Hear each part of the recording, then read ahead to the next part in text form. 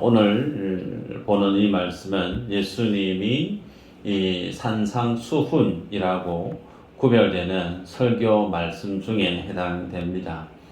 예수님의 산상수훈은 성경 66권 중에 가장 복음의 진수를 담고 있는 그런 하나님의 말씀으로 특징됩니다. 그래서 하나님의 산상수훈을 우리가 제대로 이해하기 위해서는 예수님이 어떻게 사역을 해가고 있는지 그 사역하셨던 모습을 먼저 알면 보다 쉽게 이 산상수훈에서 주님이 뭘 말씀하시고자 하시는지를 깨닫게 됩니다. 4장 17절에 이런 말씀이 있습니다. 이때부터 예수께서 비로소 전파하여 이르시되 회개하라 천국이 가까이 왔느니라 하시더라 그랬습니다. 이때부터 주님이 공생의 사역을 시작했던 때를 얘기합니다. 그때부터 주님이 뭘 말씀하시느냐면 하나님의 나라에 대해서 말씀하기 시작했다 그랬습니다. 그렇게 시작했던 주님의 사역이 시작되어지고 5장에서 예수님의 설교 말씀 산상수훈이 시작되어지고 그리고 산상수훈이 끝나는 7장에 넘어가면 7장 21절에 이렇게 또 말씀합니다. 나더러 주여 주여 하는 자마다 다 천국에 들어갈 것이 아니요 다만 하늘에 계신 내 아버지의 뜻대로 행하는 자라야 들어가리라. 여러분 산상수훈의 첫 시작점이 하나님의 말씀에 대해서 시작하셨고 그 산상수훈의 마지막 7장에 해당되어지는 말씀도 하나님의 나라에 대해서 말씀하고 있죠. 고로 산상수훈의 처음부터 끝까지 관통하고 있는 하나의 주제는 하나님 나라와 관련된 예수님의 말씀임을 우리가 알 수가 있습니다. 여러분 하나님의 나라 천국이죠. 그 천국은 어떻게 가는 걸까요?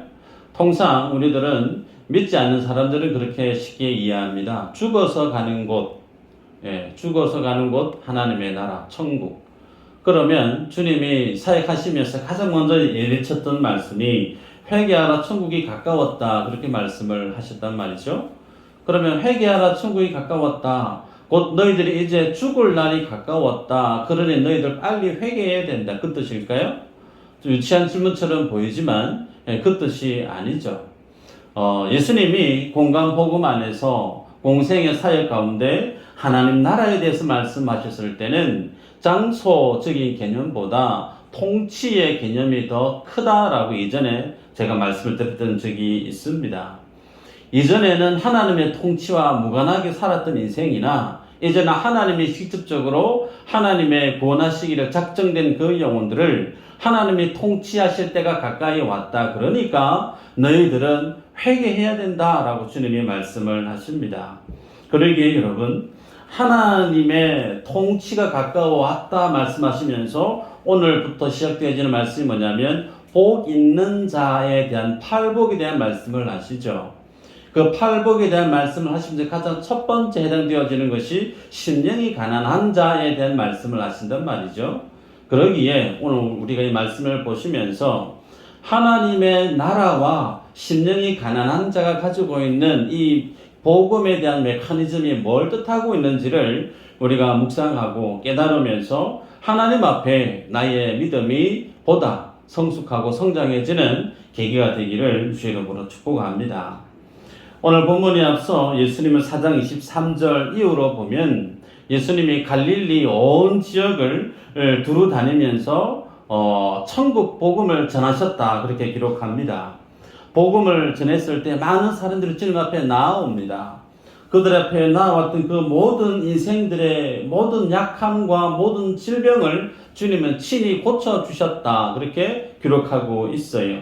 그래서 예수님이 이 중풍병자도 간질나는 사람도 심지어 귀신 들려서 붙들려 살아가는 정상적인 삶을 살 수 없었던 수많은 사람들이 주님 앞에 나왔던 그 모든 필요들을 주님이 일일이 다 고쳐주셨다는 거예요. 삽시간에 예수라고 하는 청년에 대한 소문이 그때 다 퍼지게 된 겁니다.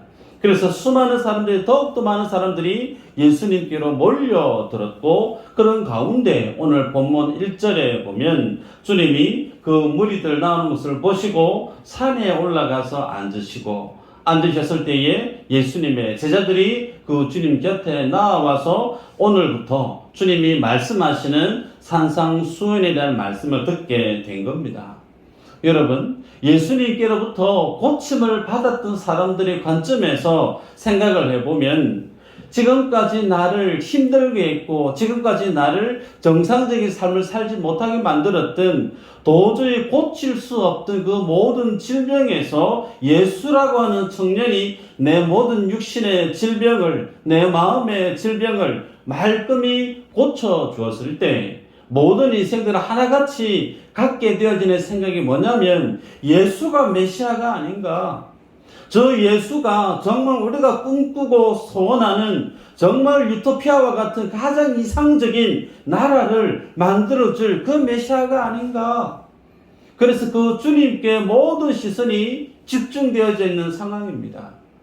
그런 가운데 오늘 주님이 그 무리들 속에서 오늘 뭘 말씀하시느냐면 그들이 듣도 보지도 못했던 전혀 새로운 하나님의 말씀을 오늘 본문에서부터 시작하는 것을 보게 되죠. 그 시작 기점이 오늘 읽었던 3절에 심령이 가난한 자는 복이 있다. 그 복이 있는 자는 천국이 그들의 것이다 라고 주님이 말씀합니다. 저는 여기에서 하나님 앞에 천국과 복 있는 자가 되기 위해서는 그러면 심령이 가난해져야 되겠구나 라고 해석하실 법해요. 그러나 그 뜻이 아닙니다. 이 말씀은 복 있는 자가 되기 위해서 내가 내 마음을 가난하게 만들어야지, 그 뜻이 아니란 말이죠. 여러분, 심령이 가난한 자라고 하는 이 말의 의미는 동사 시제를 보면 현재형이에요. 어렵지만 헬라어에서의 현재 시제는 동작의 계속적인 진행을 설명합니다. 그래서 심령이 가난한 자는 복이 있다, 천국이 그들의 것이다, 이 말씀을 직역을 하면 이런 뜻이에요. 복이 있는 자여 그대는 심령이 가난하여질 것이다. 다시 얘기할까요? 복이 있는 자여 그대는 심령이 가난해질 것이다. 여러분, 하나님이 예수님을 믿어 구원에 이르는 주의 백성들을 어디로 이끌어 가신다고요? 심령이 가난해지는 곳으로 이끌어 가신대요. 오히려 예수를 믿음으로 인해서 내 마음이 부유해지고 내 마음이 기뻐지고 풍성해지는 삶이 아닌, 예수 그리스도를 믿는 너희는 점차 가면 갈수록 어떻게 해요? 마음이 가난하여질 것이다 라고 주님이 말씀합니다. 그러기에 여러분, 이 말씀을 보시면서 하나님의 나라, 그 주님의 천국 우리가 꿈꾸며 살아갈 때 내가 의지적으로 내 마음을 가난하게 해야지, 혹은 내가 좀 겸손하게 살아야지, 욕심을 좀 내려놓고 마음을 비우고 그렇게 내가 좀 청빈하게 살아야지, 그 뜻이 아니라는 겁니다.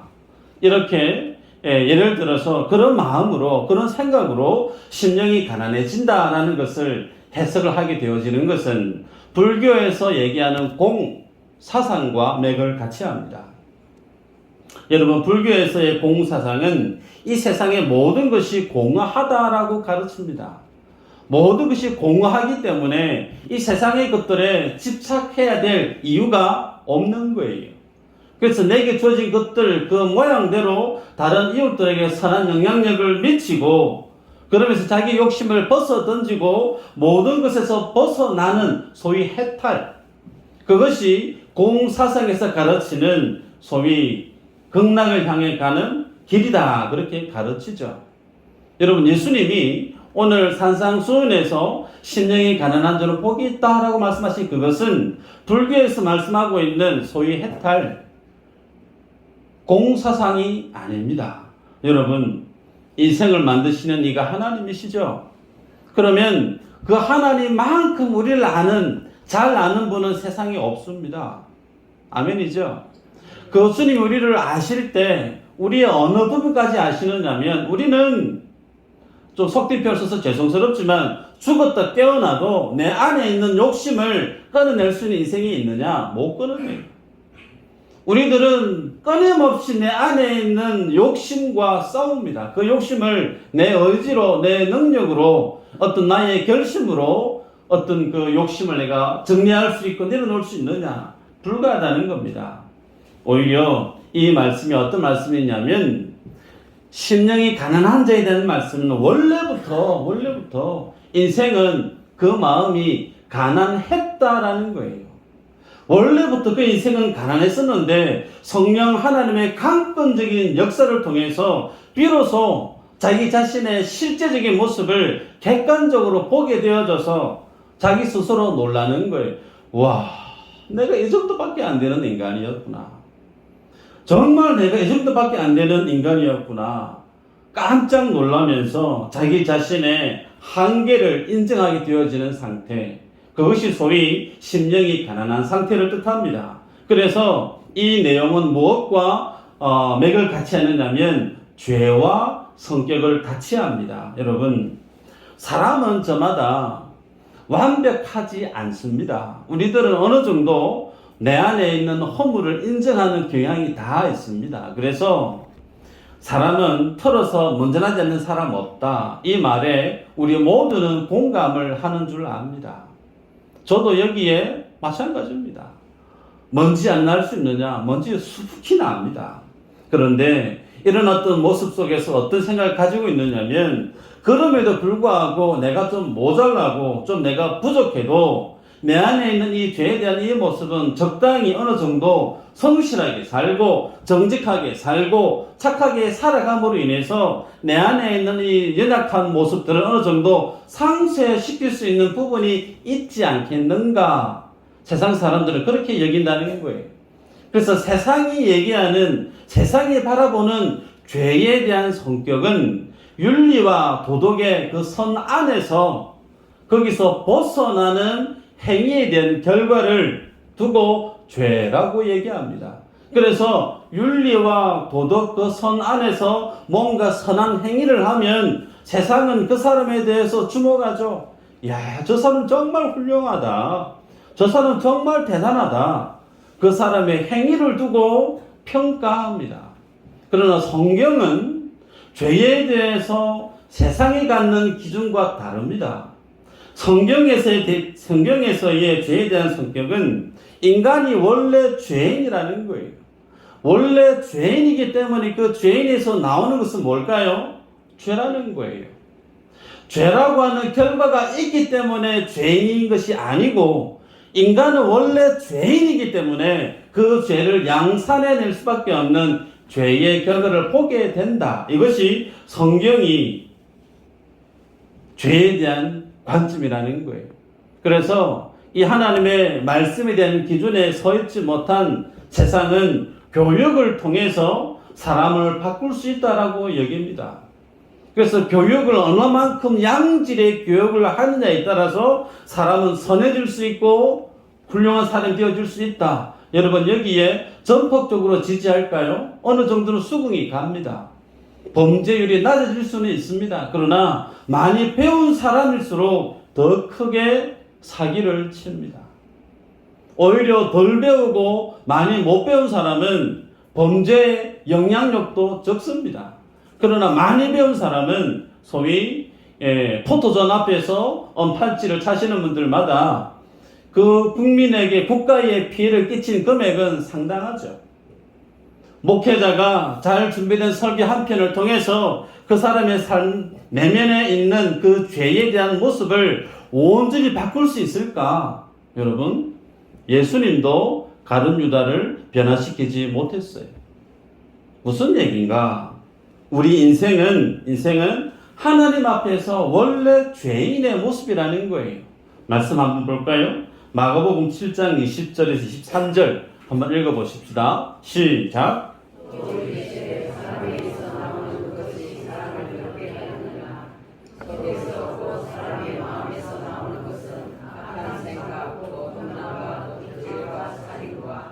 간음과 탐욕과 악독과 속임과 음탕과 질투와 비방과 교만과 우매함이니 이 모든 악한 것이 다 속에서 나와서 사람을 더럽게 하느니라.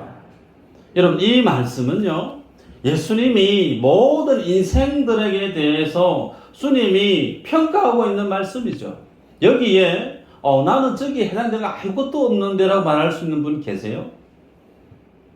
우리 모두는 주님이 방금 말씀하시던 이 죄의 범주 안에 다 속해 있습니다.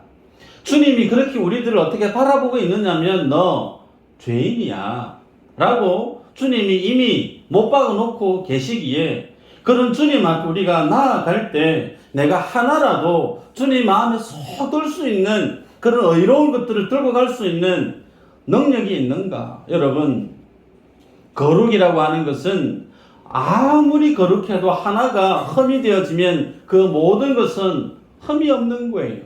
여기에 물컵이 있습니다. 얼마짜리인지 모르지만 이거 하나 1,000,000원 치십시다. 흠이 없어야 1,000,000원이죠. 여기 흠이 하나 생겨버렸어요. 그러면 이것은 상품 가치가 없습니다. 마찬가지예요.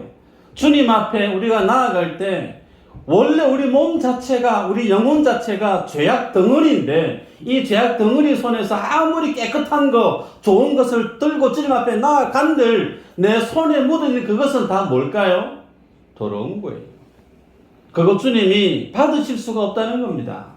여러분, 그러기에 심령의 가난, 이 말씀의 의미는 내 안에 있는 죄의 본질을 지적하고 있습니다.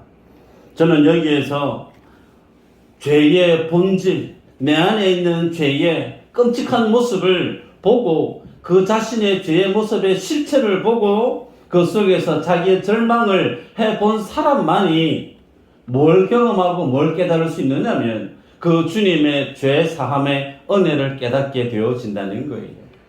저는 이것을 자기의 무너짐이다 그렇게 표현합니다. 자기 무너짐.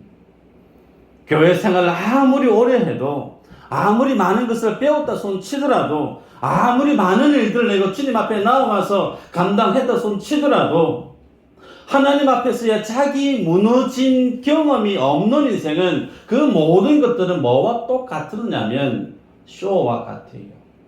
쇼와 같아요. 여러분, 하나님은 우리들을 자기 무너짐의 방향으로 이끌어 가시고 밀어 가시고 당겨 가십니다. 심령이 가난한 자는 복이 있다.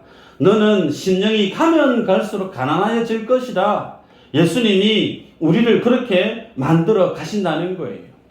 저희 이 메시지 앞에, 말씀 앞에 어떤 분은 그렇게 해석하실 수도 있습니다. 그렇지, 내가 교회 섬기면서 어느 장로님보다, 어느 권사님보다, 어느 집사님보다 내가 예배도 좀 많이 못 드리고 봉사도 좀 덜 하고 전도도 못하고 헌금도 못하고 뭣도 못해서 내가 양심상 많이 부족한 것 같다. 그래, 내 죄인 맞지. 그 뜻일까요? 그거 아닙니다. 여러분, 절대 그거 아니에요. 그런 마음을 잡수시는 분은 나보다 신앙생활 더 못하고 나보다 덜 충성한 사람을 만나게 되어지면 어떻게 생각이 바뀔까요? 그래도 나는 지 양반보다는 좀 낫지 않을까? 내 마음에 나의 의가 자리하게 되어지죠. 그 뜻 아닙니다. 여러분, 인간의 실체가, 인간의 원래의 자리가 뭐였느냐면 하나님 앞에 서 있는 죄의 모습이었음을 성경이 고발하듯 말씀합니다.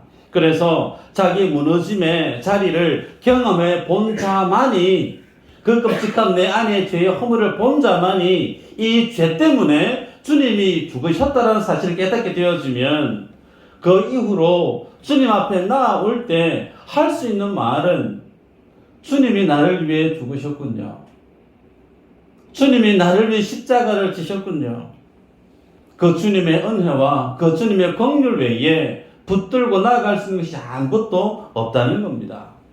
말씀 한 구절 볼까요? 이사야서 41장 17절 20절 한번 보십시다. 시작. 가난한 자가 물을 구하되 물이 없어서 갈증으로 그들의 혀가 마를 때에 나 여호와가 그들에게 응답하겠고 나 이스라엘의 하나님이 그들을 버리지 아니할 것이라. 무리가 보고 여호와의 손이 지으신다요 이스라엘이 거룩한 이가 이것을 창조하신 바인 줄 알며 함께 헤아리며 깨달으리라. 여러분 이 말씀을 보시면 17절에 가련하고 가난한 자가 물을 구하는데 물이 없어요. 물이 없다 보니 입안에 수분이 없으니까 혀가 갈라집니다. 타는 듯한 갈증을 느끼는 거예요. 왜 하나님이 주의 백성들을 가난케 하시고 가련한 인생에게 물도 주시지 않는 그 삶으로 이끌어 가시는가? 읽었던 말씀해 보니까 모든 것이 하나님이 창조하신 것인 줄 알게 하기 위해서라고 기록하고 있어요. 하나님께서 여러분의 인생 가운데 고난을 허락하시고 여러분의 삶들 가운데 숨 쉴 수 있는 힘조차 주지 않는 극한으로 내모시는 그 이유가 어디에 있느냐면 모든 것을 창조하시고 다스리시는 그이가 하나님인 줄 알게 하기 위해서라고 주님이 우리에게 말씀합니다. 그러기에 하나님은 우리를 어떻게 인도하시는 분일까요? 한번 따라 하십시다. 가난하게 인도하시는 분. 여러분들이 이런 설교 들어본 적이 있는지 모르겠습니다. 하나님은 좋은 거 주시고 하나님은 풍성한 거 주시고 끝까지 가면 그렇게 되어지지만 그 이전에 반드시 이 과정을 거칩니다. 하나님은 어떻게 해요? 우리를 가난하게 하시는 분이다. 왜요? 가난한 자리에 서야만이 뭘 볼 수 있느냐면 하나님을 향해서 우리의 믿음의 시야가, 믿음의 시각이 하나님께 초점을 맞출 수 있기 때문에 그렇습니다. 이 가난함에 대해서 다윗이 이렇게 노래를 합니다. 시편 40편 17절에 나는 가난하고 궁핍하오나 주께서는 나를 생각하시오니 주는 나의 도움이시여 나를 건지시는 이시라. 나의 하나님이시여 지체하지 마소서. 다윗이요 이 시를 적을 때 기록할 때 그의 신분이 왕입니다. 왕의 신분에서 나는 가난하고 궁핍하고 뭘까요? 물질적으로 가난하다는 그 뜻일까요? 그거 아닙니다. 그의 마음이 그의 심령이 너무 가난하고 궁핍하다는 거예요. 그리고 하나님이 도와주시지 않으면 구원해 주시지 않으면 난 헤어날 수 없는 구속함을 덧입어야 될 존재임을 다윗이 노래하지 않습니까? 도대체 이 가난함, 이 궁핍함 뭘 뜻하는가? 그 다음에 보면 시편 51편에 종종 인용했던 말씀인데 다윗이 바세바와의 사건 이후에 나단 선제 그의 죄를 지적했을 때 시편 51편의 1절부터 4절까지 여러분 한번 보시길 바랍니다. 매 절마다 뭘 얘기하고 있느냐면 내 죄를 얘기해요. 내 악을 얘기하고 내 죄를 얘기하고 그러면서 다윗은 자기 안에 있는 그 죄가 이렇게 끔찍하고 넘치는 죄 앞에서 자기 스스로를 어떻게 할 줄을 몰라요. 여러분 하나님은 어떤 분이신가? 인간의 본질적인 그 죄를 덜쳐내서 그 죄를 자기 스스로 보게 하시는 분이 하나님이십니다. 그래서 어떻게 하는 겁니까? 하나님 앞에 이 죄를 들고 나와서 하나님 내가 이런 죄인입니다. 주님 나를 불쌍히 여겨주십시오. 이 죄에서 끔찍한 이 죄에서 주님 나를 구원해 주십시오. 하나님의 긍휼, 하나님의 은혜 외에 구할 아무런 제목이 없는 인재로 그런 사람으로 주님이 만드신다는 겁니다. 여러분 병 고침받은 사람들, 주님 앞에 나온 많은 사람들 그들에게 놀라운 기적을 경험하고 나니까 예수라고 하는 그 청년 저 사람을 따라가면 뭔가 새로운 정말 내가 꿈꿔왔던 새로운 세상이 활짝 열릴 것 같은 그런 기대감으로 나온 그들에게 주님은 전혀 새로운 하나님의 나라에 대한 말씀을 그리고 역설적인 심령이 가난해지는 것으로 인한 하나님의 나라가 그들의 것임을 전합니다. 들어보지 못한 생전 처음 들어보는 말씀이죠. 그러면서 주님 하시는 말씀 빈 마음, 가난한 마음 이 마음이 너희들이 나아가야 될 믿음의 좌소라고 얘기합니다. 그렇습니다. 여러분 우리는 하나님 앞에 나아갈 때 빈 마음으로 가야 돼요. 내 마음이 주님 앞에 내어놓을 수 있는 것이 아무것도 없는 텅 빈 죄뿐인 허물뿐인 그런 내 자신의 허물을 들고 주님 앞에 나아갈 때야만이 하나님이 뭘 주실까요? 하나님이 만드신 예수님이 십자가 위에서 만드신 그 주님의 피값으로 만들어낸 하나님의 그 의를 우리에게 우리 심령 가득히 채워주십니다. 우리 심령 속에 예수님이 만드신 그 십자가의 보혈의 의가 아닌 또 다른 그 무엇이 첨가되어지면 그거 가지고 주님 앞에 나아갈 수 있는가? 불가합니다. 왜요? 내 안에 죄가 너무나 많아서, 내 안에 더러움이 너무나 많아서 이것을 들고 주님 앞에 슬퍼하고 괴로워하고 가슴을 치면서 주님 앞에 나오는 인생이야말로 그 심령 속에 하나님이 뭘 부어주신다는 거예요.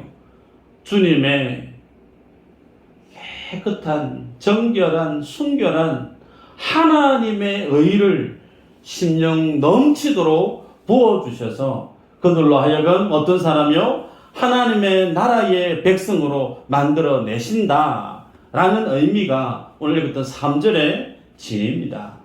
여러분, 그렇기 때문에 하나님은 우리 인생 가운데 어떤 분인가 기억하셔야 됩니다.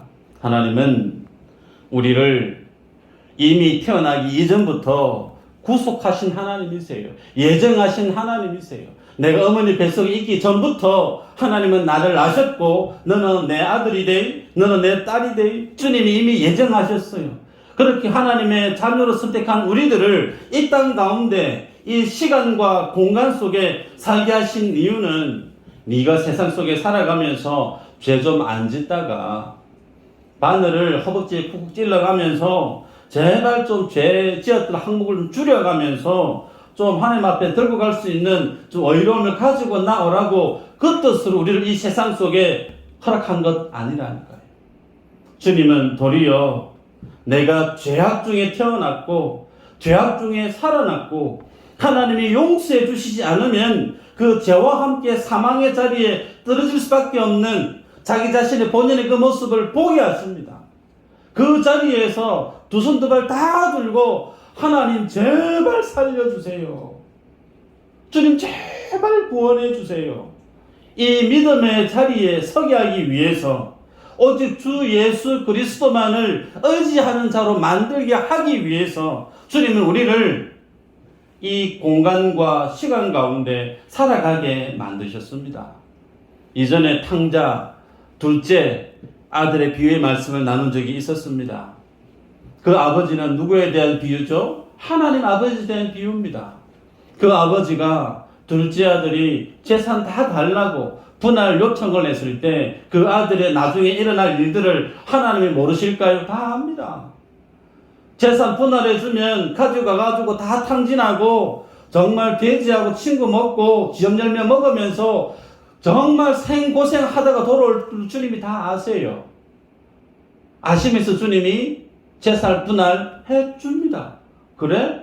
재산 네 몫이다. 떼줍니다. 결국은 어떻게 되어졌죠? 두 손 두 발 다 들고 아버지 나는 아버지의 아들이라 칭함 받기도 힘듭니다. 나는 아버지께서 부리시는 종들 중에 한 사람 정도만 여겨도 저는 좋습니다. 뭘 뜻합니까? 이전에는 아버지 앞에 고개 빳이 들고 내 목 주세요 라고 얘기했던 그 아들이 이제는 아버지 앞에 고개 푹 숙여서 아버지 은혜만 아버지의 사랑만 내가 살 수밖에 없는 유일한 길임을 그 자리에 서게 하기 위해서 주님이 그 둘째 아들에게 재산을 분할해 주는 거예요. 성경에 야곱이라는 인물이 있습니다. 그가 아버지 이삭으로부터 축복 기도를 받기 전에 어떤 일이 일어나죠? 어머니 리베가와 함께 작전을 펼칩니다. 변장을 하죠. 형 에사와 같은 변장을 합니다. 변장을 해서 장자가 받아야 될 축복 기도를 가로채죠. 여러분, 그 결과가 뭐죠? 형에게로부터 미움을 사서 죽을 것 같은 위기 때문에 집을 떠나야 되는 거예요. 외삼촌 라반의 집에 가서 10수년, 20년 가까이의 세월을 그렇게 마치 종처럼 살아야만 했고, 바로 앞에 섰을 때 내가 험악한 세월을 살았습니다라고 하는 자기 삶에 회한을 하면서 슬퍼했던 야곱의 인생 우리는 압니다. 그 인생을 주님이 모르실까요? 아시죠? 아시는 주님이면 어머니하고 작전 펼칠 때 야곱아 그러면 안 된다. 너 그러면 정말 고생한대. 주님이 막으실 수 있습니다. 근데 주님 어떻게 해요? 막지 않으세요. 그래? 살아봐. 그 결과를 주님이 허용하십니다. 죄를 짓고 잘못된 길을 가는 그 길을 주님이 허용하세요. 그랬던 그를 어디에서 바꾸죠? 야복강 나루토에서 그를 바꿉니다. 지금까지 야곱이 살아왔던 그 삶의 자세, 삶의 방식을 하나님이 그 나루토에서 야곱과 씨름하면서 그의 환도뼈를 치시면서 너 더 이상 그렇게 살지 못한다라고. 그러면서 그의 이름을 바꿔버리죠. 너는 이스라엘이야. 너는 움키는 자 야곱이 아니야. 하나님의 자녀로 그의 삶의 모습을 바꿔버립니다. 여러분 다윗은 어떨까요? 시편 51편 16, 17절 이렇게 기록합니다. 주께서는 제사를 기뻐하지 아니하시나니 그렇지 아니하면 내가 드렸을 것이라. 주는 번제를 기뻐하지 아니하시나이다. 하나님께서 구하시는 제사는 상한 심령이라. 하나님이여 상하고 통회하는 마음을 주께서 멸시하지 아니하시리이다. 여러분 다윗이 하나님을 어떻게 고백하고 있느냐면 하나님은 제사 기뻐하시는 분이 아니십니다. 오히려 하나님이 기뻐하시는 것은 상한 심령입니다. 하나님은 상하고 통회하는 그 심령을 더욱더 기뻐하십니다. 그래요. 여러분 제사는 나의 죄 때문에 재물이 죽어 나가는 거예요. 그 말의 의미는 하나님 앞에 서는 인생은 뭐와 같으냐면 나는 죽은 자임을 주님 앞에 고백하는 겁니다. 그 말의 의미는 하나님의 긍휼이 아니면 나는 죽어 마땅한 자라는 사실이니까요. 그 사실을 아는 자는 그 주님의 긍휼 외에 그 주님의 은혜 외에 의지할 수 있는 것이 아무것도 없습니다. 이 내용을 다윗이 주님 앞에 고백을 하지 않습니까? 말씀을 맺는데요. 하나님의 나라는 누구에게 주어지는 특권이고 선물인가? 심령이 가난한 자, 자기 자신의 무너짐을 처절하게 통렬하게 맛보아 알아서 하나님의 십자가의 보혈의 은혜가 아니고서는 도무지 나는 구원받을 만한 자격도 열매도 아무것도 안 되는 정말 지금 죽어도 별 할 말이 없는 그런 인생임을 깨닫는 자, 그에게 하나님이 뭘 주시죠? 죄사함의 은혜를 주시고 하나님의 나라의 백성이 되는 주의 자녀 되는 권세를 주십니다. 그럼 여러분에게 여쭤봅니다. 여러분에게는 이 마음의 가난함을 통한 그 주님의 구속하심에 대한 기쁨이 가슴속에 있으십니까?